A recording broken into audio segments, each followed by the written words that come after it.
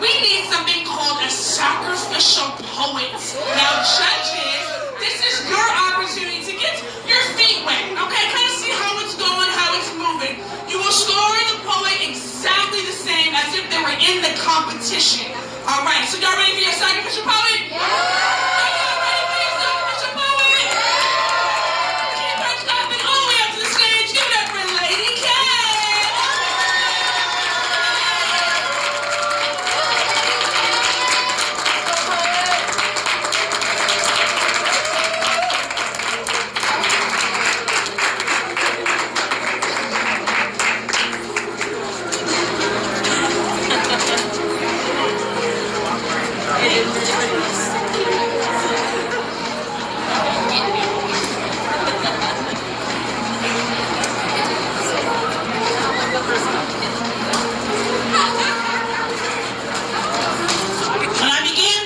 Myself in this magical world of art and creativity, I had to ask, what's the difference between poetry and spoken word? To delve deep into my understandings meant that I be not just the poet, but the orchestrator of a vision.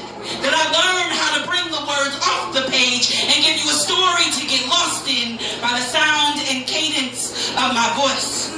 To be but not just a painter, but a sculptor of language and linguistics required a deeper feeling and connection to you, me, and our shared space within the universe. To give of myself wholly as an orator and storyteller meant that I poured out all of myself into your empty glass. Meant that I sacrificed my sanity and in some cases reopened the barely mended wounds of my trauma in order to provide a compelling enough story that I'm guessing will be real enough for you. And since trauma bonds seem to be the new it thing and it be a dime a dozen, I know you can relate.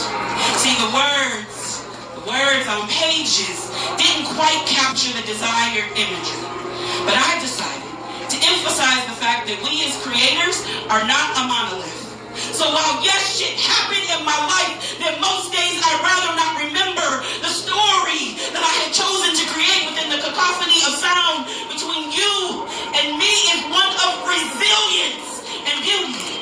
I'm here to use my gift to let you know that my spoken word is beautifully broken and tearfully courageous.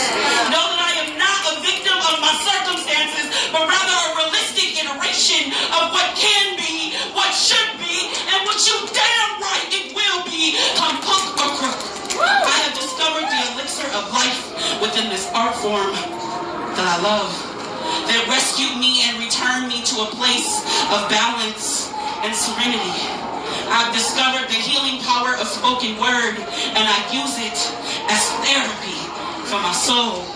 You will know I am in these spaces. You will hear my chant of, let's go, poet, and know that this space is neither broken or bent, but rather manifested into perfection as I take